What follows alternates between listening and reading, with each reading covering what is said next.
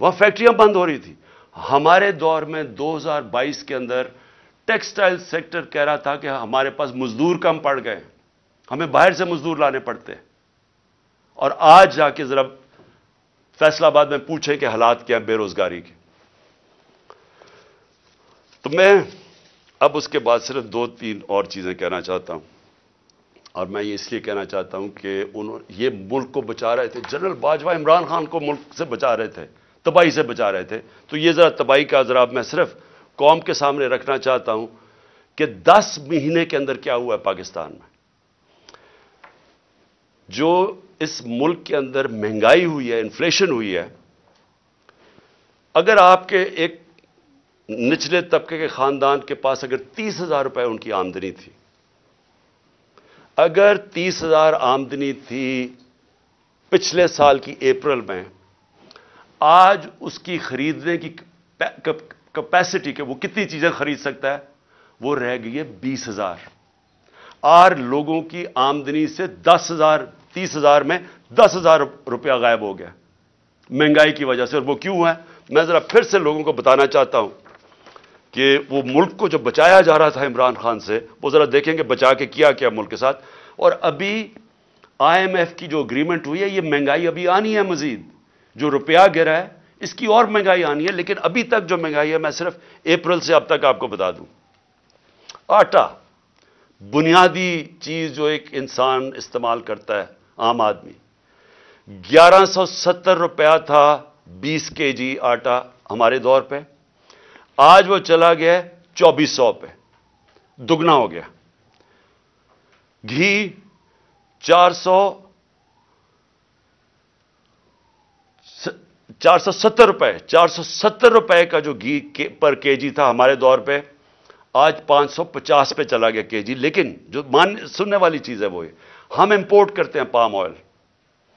Palm oil کی قیمت international منڈی کے اندر آدھی ہو گئی ہے.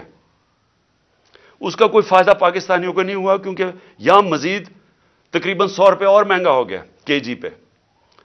چکن, مرغی جو ہم استعمال کرتے ہیں, 268 روپے kg تھا ہمارے زمانے میں, آج 415 پہ پہنچ گیا.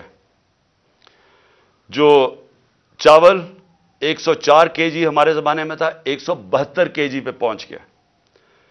پیاز, جو عام آدمی پیاز اور روٹی کھانے والے لوگ ہیں, 62 روپے کلو تھا پیاز, آج پہنچ گیا 225 روپے کلو. دودھ, جو بچوں کے لیے بہت ضروری ہوتا ہے, بچوں کی ہڈیوں کے لیے, 117 روپے لیٹر تھا, آج 153 روپے لیٹر پہنچ گیا. جو عام آدمی استعمال کرتا ہے, کیونکہ گیس صرف جو پہنچائی جاتی ہے گھروں میں, وہ صرف 27% گھروں میں گیس پہنچائی جاتی ہے پائپ کے ذریعے, باقی لوگ سلنڈر استعمال کرتے ہیں. تو جو ہمارے زمانے میں 2,470 روپے سلنڈر تھا, 2,470 روپے کا سلنڈر, وہ آج 3400 روپے پہ پہنچ گیا, 3400 روپے پہ. بجلی 16 روپے یونٹ ہمارے دور میں تھا, آج 36 روپے یونٹ پہ پہنچ گئی ہے. پٹرول 150 روپے کا تھا, آج 250 روپے پہ پہنچ گیا. ڈیزل 145 روپے کا تھا, 263 روپے پہ پہنچ گیا. ڈالر, اور جس کی وجہ سے بہت جو مہنگائی آ رہی ہے, 178 روپے ڈالر تھا ہمارے دور میں, آج 270 پہ پہنچ گیا. اور اس کا بھی ایفیکٹ آنے والا ہے. میں اس لیے بھی آج یہ اپنی قوم سے کہنا چاہتا ہوں کہ دیکھیں, آگے جس طرح ملک چلے گا, بند کمروں میں ایک آدمی فیصلہ کرے گا تو یہی نتیجہ ہوگا. اس کے پاس اتنی پاور ہے کہ وہ عقل کل بن گیا, ہر چیز کا وہ ہر فن مولا بن گیا. فارن پالیسی تو وہ جانتا ہے, اکانومی وہ سمجھتا ہے, شوکت ترین کے اوپر وہ کامنٹ کر سکتا ہے کہ جی وہ شوکت ترین نے یہ کیا تو وہ کیا. آپ کو پتا کیا اکنامکس کا, اور آپ بتائیں نا کہ اب یہ جو اکانومی پہنچی ہے, اب اس کے کون ذمہ دار ہے. اور پھر پولیٹیکل سچویشن کے اوپر وہ بات کر رہا ہے کہ جی فلانے کو چیف منسٹر ہٹا دو تو اس کو لگا دو, جس کو لگا رہا ہے وہ لینڈ مافیا کا حصہ ہے, انہیں اس کو لگا دو. ویسے سب کر رہا ہے, لیکن ذمہ داری کوئی نہیں ہے. ذمہ داری عمران خان کی ہے جو کہ پنچنگ بیگ بنا ہوا تھا. تو پہلے تو پاکستان نے جو آگے بڑھنا ہے یہ اس کے اوپر ہمیں سوچنا پڑے گا کہ ایسے ملک پاکستان یا کوئی اور ملک ایسے آگے نہیں چل سکتا, اور ساروں کو آئین کے بیچ میں رہ کے چلنا پڑے گا. اگر ہم نے اس ملک کو بچانا ہے ان حالات سے, تو یہ صرف کوئی اکانومی کا ماہر نہیں بچا سکتا. اوور آل جو پولیٹیکل اکانومی کہتے ہیں, اس ملک کی گورننس سسٹم کیسے ٹھیک کرنی ہے. سب سے بڑے جو ہمارے پاکستان کو جو اس دلدل سے نکال سکتے ہیں وہ اوورسیز پاکستانی.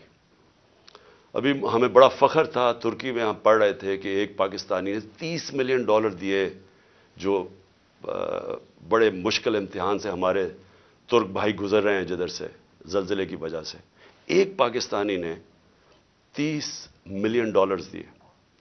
تو سوچ لیں کہ پاکستانی جو باہر بیٹھے ہوئے ہیں ان کے پاس کس طرح کے وسائل ہیں. میں کئی ایسے پاکستانی جانتا ہوں.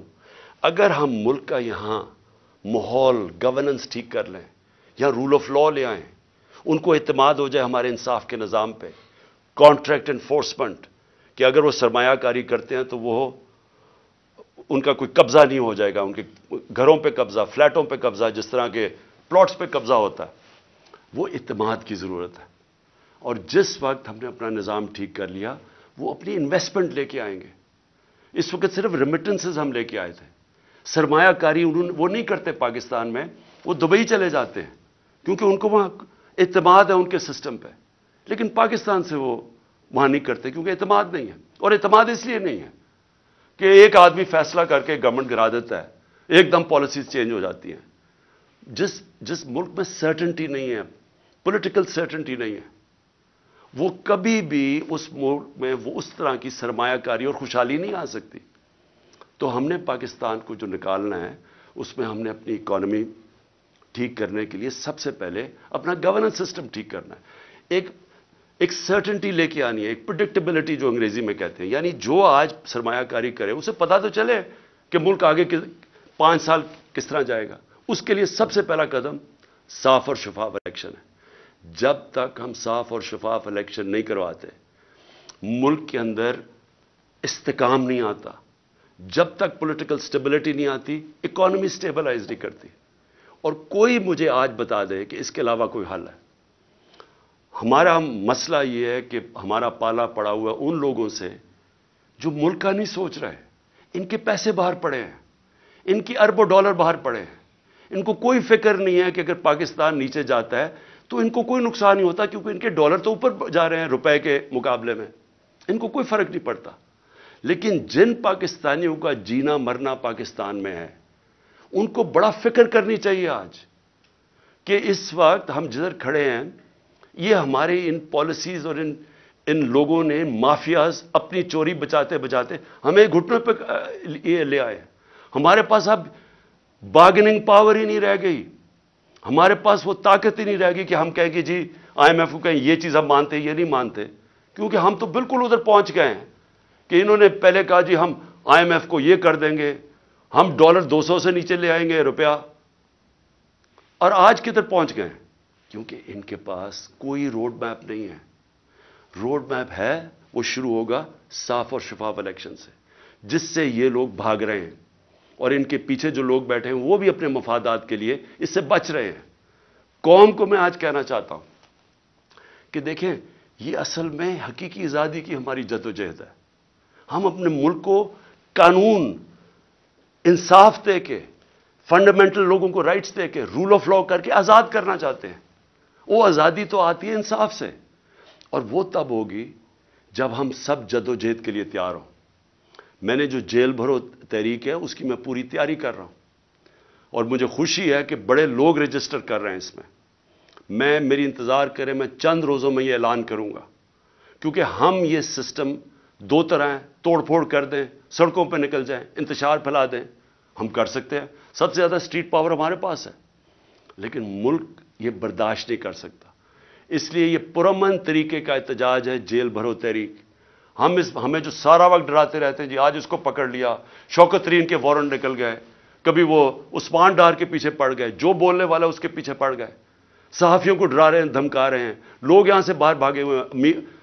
معین پیرزادہ وہ باہر بھاگا ہوا ہے، وہ دوسرا ارشد شریف سے جو ہوا، جو ابھی بھی جو سٹریس ڈالتے ہیں کہ تھوڑی سی ادھر سے لائن کراس کر کے آپ یہ تنقید نہیں کر سکتے، یہ اگر تنقید ہوتی تو جنرل باجوہ یہ ظلم نہ کر سکتا پاکستان پہ، اس کے اوپر تنقید ہی نہیں الاؤڈ تھی۔ پنچنگ بیگ تو ہم بیٹھے ہوئے تھے، وہ جو مرضی کرتا، کوئی پوچھنے والا ہی نہیں تھا۔ اس لیے اس ملک کے لیے، حقیقی آزادی کے لیے ہم سب کو جدوجہد کے لیے اب تیار رہنا پڑے گا۔ میں آج سارے اپنے پاکستانیوں کو آخر میں کہہ رہا ہوں، جو نوجوان یہ سوچ رہے ہیں ملک چھوڑ کے جانے کا، آپ سب کو کہہ رہا ہوں، دیکھیں بھاگنے کی کوئی جگہ نہیں ہے۔